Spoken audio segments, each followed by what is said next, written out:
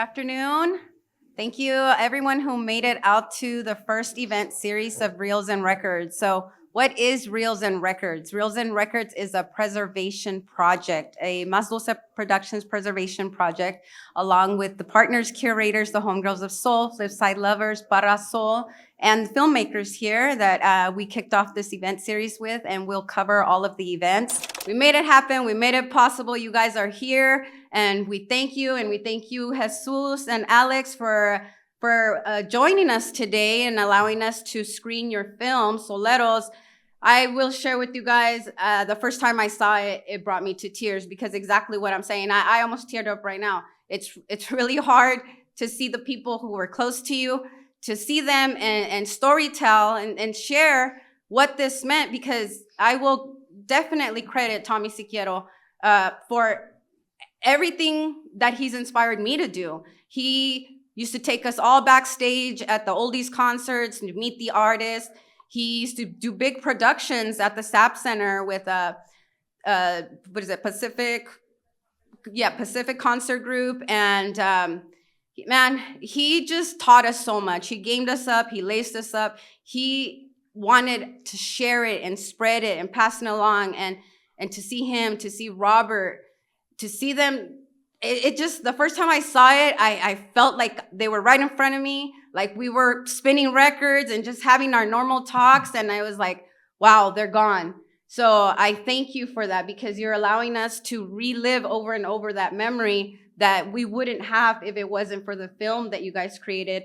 And so I want to talk about, I know you said you're inspired by the music, and just talk a little bit about the project, the film in general, because it doesn't happen overnight. No. Those interviews, tell us about when they actually happened and the process of it till it finally came into production and you actually screened it for the first time.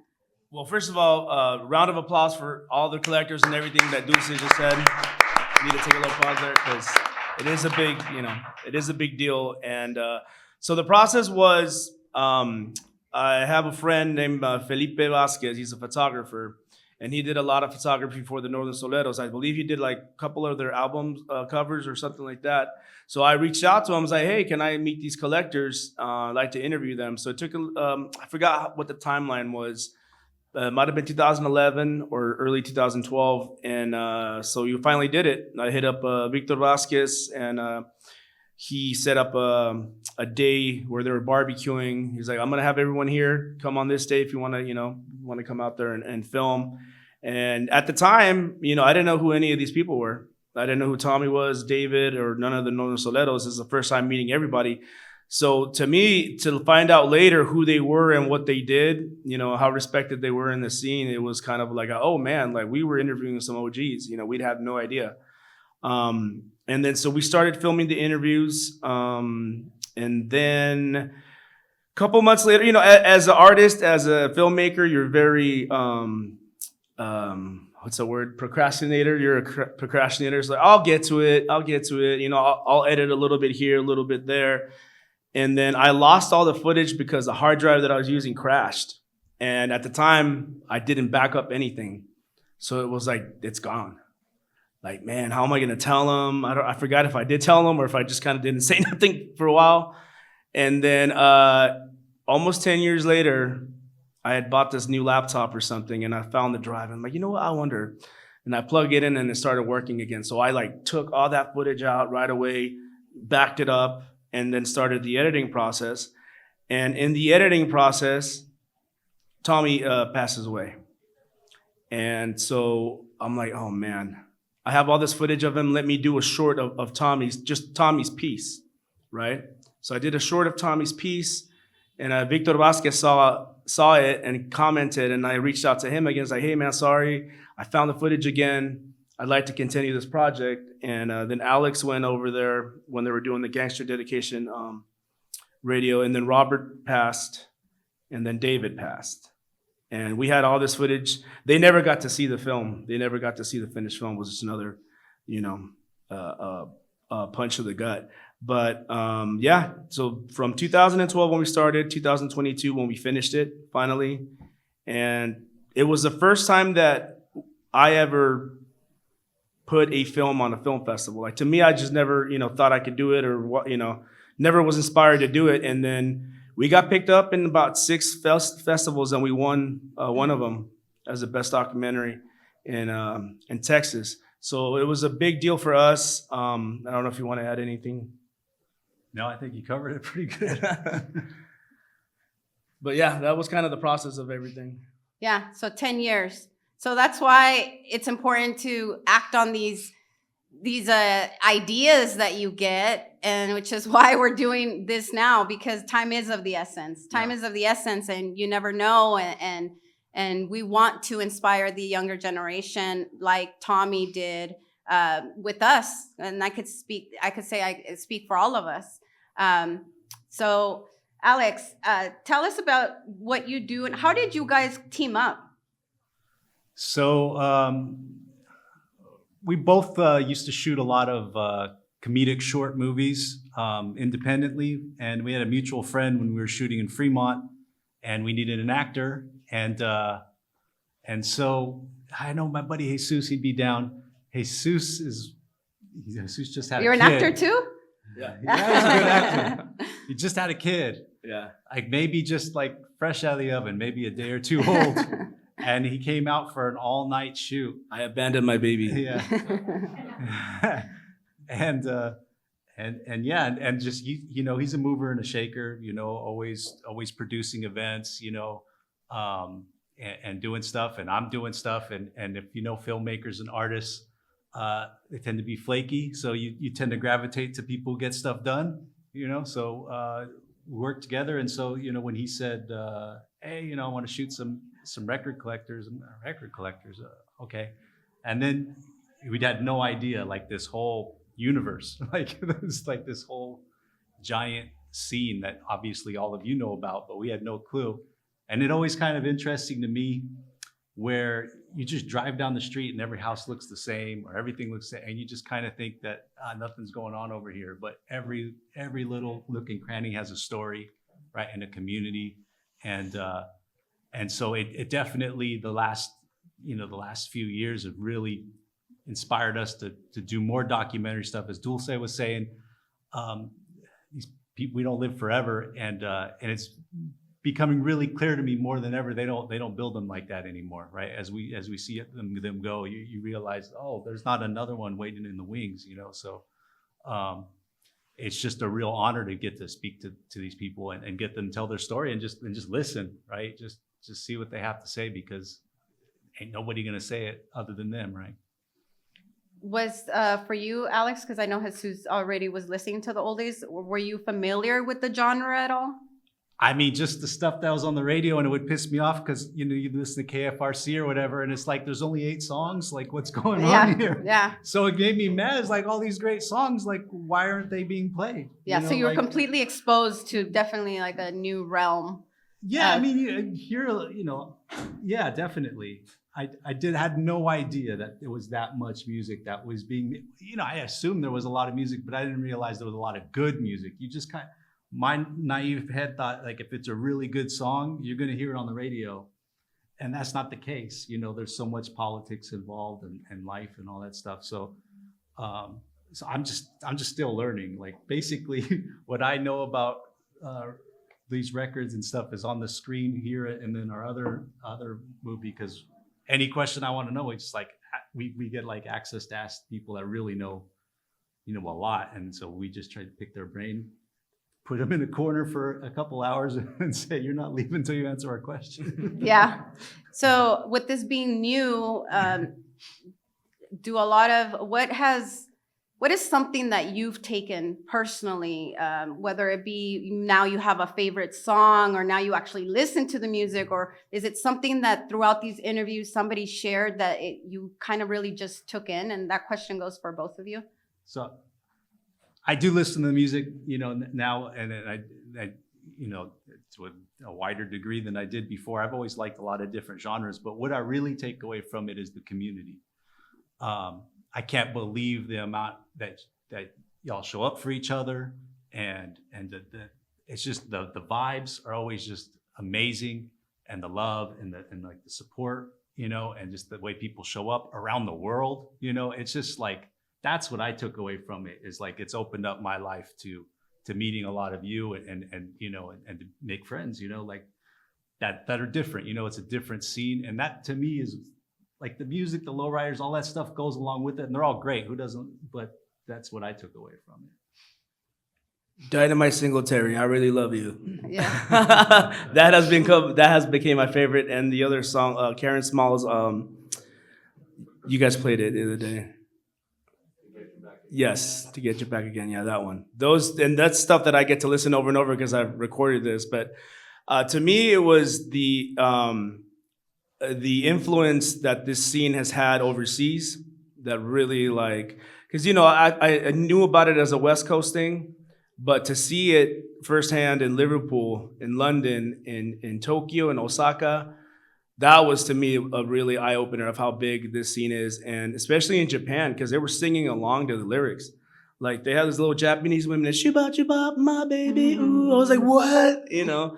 And then they would sing songs in Spanish. If the song was in Spanish, they knew it. Like, so that was a big eye opener for me of how a movement that started in California is now worldwide. And that was to me like, oh my God, this is really dope. So I got to learn a lot. Got to learn a lot about music history, you know, through the Northern Souleros, through Tommy, through Ruben Molina in Los Angeles. You get exposed to a lot, you know. Even if you're not looking for it, you're just hearing people talk about records and how deep everyone knows like the stories. At first, when I first did this, I'm like, oh, it's just a bunch of homeboys listening to oldies, that's it. But to know that they know that who produced it, the label, who else, you know, has the writers and all that stuff, I'm like, oh man, it's a lot deeper. Definitely. So after filming Souleros, were you already working on the project on your second film, Soul Searching, before you even finished Souleros, or was it at the tail end of it? How did that one come about? Or is like you almost like can't get enough of it now and you want more? Yeah, no. So while we were filming Souleros, JJ Amaya, lowriding with JJ in Fremont, I had known him through a couple of years before I knew the Northern Souleros, and so he talked to me. He's like, "Hey, man, you know, because I filmed with him. We're working on a project about JJ right now, actually." But he goes, "Hey, if you want to keep going with this, you need to call Ruben Molina. You know, he's a historian. He wrote the book. You know, the Old Barrio Guide to Lowrider Music," which is funny because I actually stole that book from the Oakland Public Library. It's hard to find that book, man. But I can say it now. It's been years. But They're gonna find you. I know, right? They're gonna find you now. They're gonna find me. And I found it. I can't find the book anymore. Damn it. But yeah, so that's how, you know, after filming Souleros, I called him, and again, he was interested. And then, like I said, being an artist and being, you know, procrastinator, you don't hear from a while. And I'm pretty sure people like Ruben and people like you guys will hear it all the time. Oh, we should do this. We should do this. And then, you know, a book or a documentary, and then nothing comes out of it. So I think he kind of took it like, okay, yeah, sure, you know. And then I send him Souleros once it was edited, and now he's like, okay, they're serious. You know, they're serious. They do a good job. It's not just going to be like a whatever thing. So he agreed. We got Josh Whitmore and Arlene involved in it, and then from there, through the stories, I'm like, oh, I want to know more now. I had no idea that they knew the daughter of Sal Rodriguez, Lady Lost Soul. Like, oh, I can talk to her about Lost Soul. He's like, that's what inspired me. So I interviewed her. So now so it's all like layers. It's like built up, you know. My boy Eddie Reyes talked about the lowrider cars because when we showed the film in Liverpool, we didn't have a lot of, the film is more complete, I feel now. But when we showed it in Liverpool, they had a lot more questions. Like, wait, we want to know more about the new school bands, you know, like the Sinceres and all that. We want to know more about the lowrider culture. Like, what's that about? We want to know more about the relationship between Black music and the Chicano culture. Like, how did that influence, you know, Chicanos? So that was like, damn. So I came back, we reshot some stuff, you know, went back and forth, and you build it up, you know, until it's like, because people are curious about certain scenes, and you have to kind of like put everything in there. And I think you made a point there, because for us, we take it for granted, right? We take it for granted. We live it, we know it, and we take it for granted. But you have people in other countries who are just they want to know more and learn more about the culture here. So I Right. think you nailed it with that. So that inspired you to keep searching and Yeah. keep documenting. You've been doing film for a long time, Alex. How do you compare with what you've been doing before to what you're doing in these projects? Oh, it's a lot different. I did like narrative, like written scripts and actors and all that sort of thing. But I've always liked watching documentaries. I Mhm. mean, that's like usually what I turn on. I was just always scared of the work because it's like you think of hours and hours of footage, and I'm just thinking, who's going to edit that? Like that just seems. But as I've gotten older and slower, and I don't like to lift things up, I don't mind sitting in the chair as much. But I forgot the question. Just how do you compare the How do I compare? Yeah, what you're used to directing and filming to what is being documented and the stories that you were documenting? Yeah, it's through kind this? of fun because so like if you're on set with a ton of people, it can get really rigid and you have to kind of do what you're expected to do. There's not a ton of freedom because everybody's got to work together. So when you do get the chance to do a project, it's just the two of us. Like on Souleros, like he's interviewing while he's holding the reflector. And and I've got I'm monitoring the audio while I'm holding the camera. Like we're doing multiple jobs at the same time, but it's completely free. It's just like do whatever you want. There's nobody to check in on. We've worked together for so long that I just know, oh, he's doing this, so I think you do that. Like, so when you do like a big project, a quote unquote big project with a lot of people, it's like a vacation to do a project with just a couple of people. And then the one thing it's taught me from all of it is like the only thing that really matters is the person in front of the camera, that the story that they're telling. So get out of the way, like try to make them comfortable and all that kind of stuff. So it all, everything we learned definitely plays into it, for sure. And then, as an artist, you're always looking for a new challenge. So the fact that this was, we'd done some like mini documentary stuff before, but like nothing that was quite like this. So it was unique to us. It was like a kind of fun thing. And I one thing I noticed kind of related to this is I watch a lot of documentaries and they're always trying to make people look bad. Like they're showing them before they say action, they go like, and they do all that kind of stuff. And it's like, what are you doing? Like treat these people with respect. Like it's about the story that they're telling and try to do the best job you can. So I just got frustrated from watching a lot of these documentaries where it just looked like they were like looking down on the people that they were doing the stories on. So it's like really catching their vulnerable moments and exposing them. Exactly, When you really yeah. just more want to capture the story, right? Mhm. Yeah. What about Jesus? Is Souleros your first film that you've produced? No, we've done, like we said, we've done like So you've done it together. So you've been Yeah. working for a long time, but yeah. it's not your first film. No. Okay. Before I was into like, even before I met Alex, I was doing like short horror movies, but it's always been based on Mexican American culture. Like one of the first ones we did it's called the Attack of the Zombie Luchadores. So it's a zombie flick, because I come from that background too. I also did lucha libre back in the day here in the Bay Area, and so we did that. We did another one where it's zombie day workers, so like Mexican zombies. So I was always like in that, always did comedy, always did horror movies. But then I worked at this TV station in Newark, and they told me like, hey, we want some bilingual programming.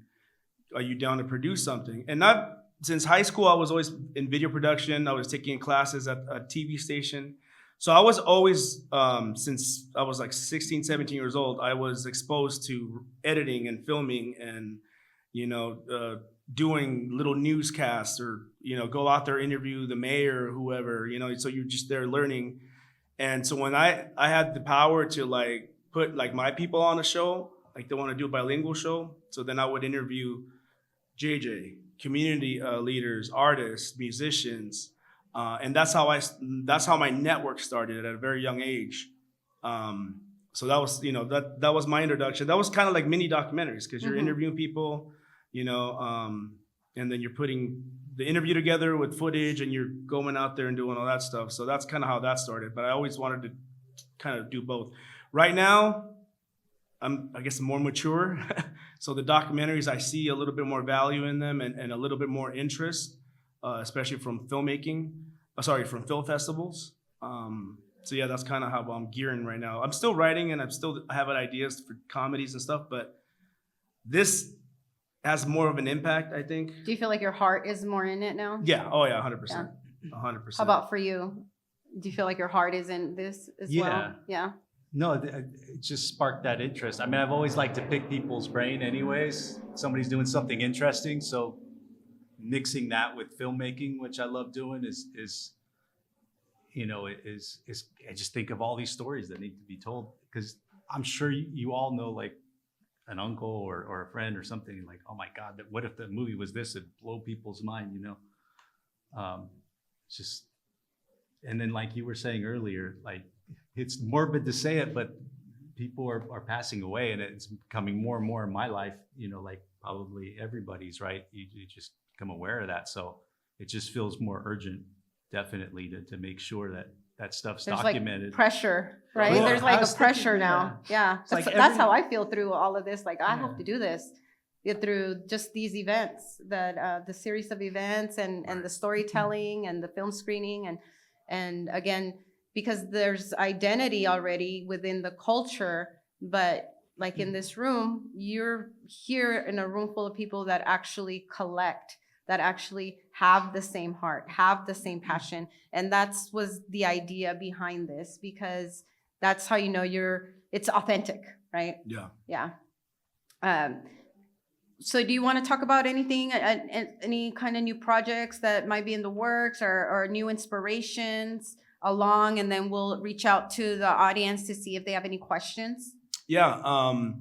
So we do have one out. I guess you could call it a continuation of Souleros, which is a full length called Soul Searching, and that one is focused on collectors from Los Angeles. And through them, like I said, we met collectors in Liverpool, Japan. Oddly enough, I met Akiro and Stephanie and Alex and his wife over in Liverpool, and Frank's not here today, huh? Mm-mm. Even though we're all from the area, I've never met them until like we met them in Liverpool, which was a trip.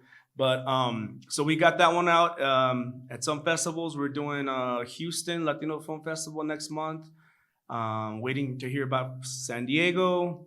We're going to Japan July 5th. We're going to present it in Japan, so that's dope. They're translating it right now.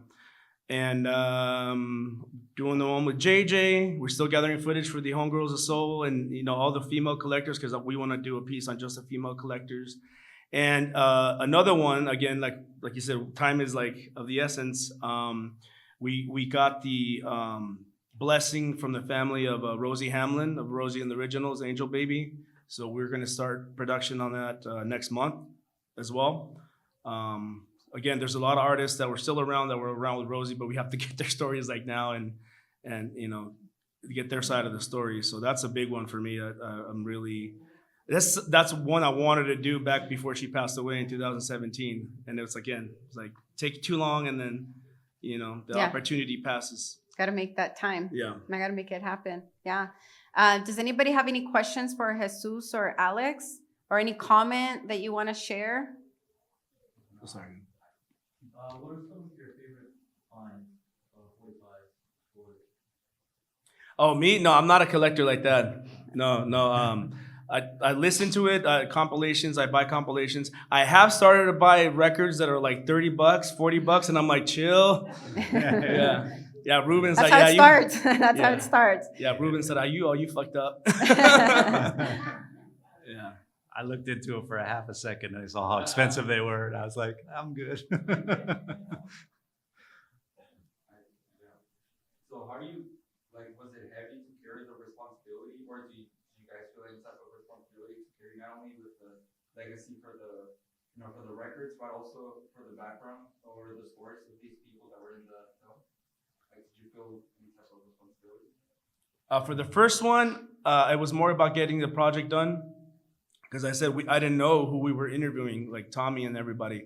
So it was more like, okay, we're interviewing these collectors, but then you find out who they are or who they were, and you're like, oh man, like that's a big responsibility. You know what I mean? Like later with Ruben, we knew the responsibility and the reputation that Ruben has. So yeah, it's always a lot of pressure. But Alex and I are, we're professionals. Like we know that we're gonna make them look, at the reputation and everything look as best as it should be. And but yeah, there's always like it's more than, to me it was more of a, oh man, are people gonna like this? Like we look at footage over and over and edit. Like I said, like you could shoot like 600 hours worth of film, but now you got to sit down. Okay, what's the best shots? Not only that, but how am I gonna put this together in a way that it flows? It's a lot of trial and error. You have one sequence that you go this way, and you think that's the best sequence, and then you watch it back, delete that, and Then you find more footage, and then you're like, wait a minute, how am I gonna add that Yeah. to this? That's or I need to get more footage because they talked about this. there's like a gap that you need to Yeah. fill. Yeah, I could only imagine. Yeah, so it is very frustrating. Alex and I have gotten mad at each other many times, very frequent. But that's when you know that you care about the project and want to put out something dope. There's one more question. What inspired you guys both to do this project? Like, I'm sure you already answered that. No, so I am a music nerd. Like not even just oldies, but I listen to metal, I listen to reggae, and that was another layer that I learned in Japan. They love reggae, so I was hearing a lot of stuff that I didn't know in Japan that I found like, oh, dude, like that reggae song's dope, and this and that. But I've always been like, I can't just be a fan of something, which goes back to my lucha libre stuff. I can't just be a fan of wrestling and lucha libre. I have to be part of it now. So, I started doing videos. I started being a promoter. Eventually, you grow and you grow. Oh, I like to listen to Lost Soul Oldies in these compilations, but I don't just want to listen to it. I want to be a part of it now. And that's kind of how I can't just watch a horror movie. Now I want to make one. You know what I mean? So it sucks, man. No, I'm just kidding. I'll say this because when the first day we shot for Souleros, I just would, hey, come on, we need to shoot. Okay. Then so you guys look tough, man. The tattoos, everything is kind of a little scary, right? And then Like, everybody's we're in the just right place. super nice, and they're talking about how like this music moves me and it's sweet, and it's like the exact opposite. I'm thinking, I don't know. I just remember the Snoop Dogg videos with the lowriders bouncing and all that kind of stuff, and guns and all that stuff. So I always just thought that looked great on camera, and it was a side that I never see in there. Like it's always about the gang and that kind of stuff that the media would cover or whatever it shows. And so, obviously I'm from the Bay Area, so I've been around, Chicano culture a lot, but it was just kind of like this unique invitation to like document this world that I didn't think was covered. So it's just that's what excites me, is to see something that I don't normally see. Then that gets me excited. If it was already well covered, then I'm not interested, And going to his point about how people are perceived before you know them, I feel like since we did Souleros and even Soul Searching now, a lot of times I feel like we don't get the love even from our community because they think that we're portraying a stereotype or we're glorifying something. But it's like, did you even watch it? Like the film? Like I felt like we've been snubbed out of festivals and stuff like that because, oh, that's not the image or direction that we want to go. So it's like, damn, So even our own people is like hard to to like play for. Yeah, and unfortunately, yeah, it's a stigma, and unfortunately, I don't think that's going away in as much. But all we can do is just strive and keep, refusing to back down and keep documenting and keep going. And like I said, that's why it's very important to storytell, preserve the history, and it's very important to get the next generation on board. Because once we're gone, so are our stories, the identity, the culture, and we need them to carry it forward, and hopefully they keep doing, have the inspiration to push it out the way we're doing.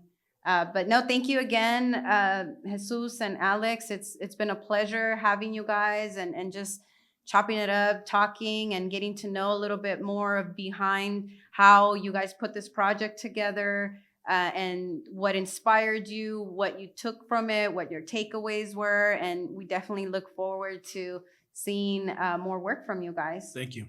Thank you, Dulce, thanks, Dan. for inviting us and everything. Very much appreciated. Thank you.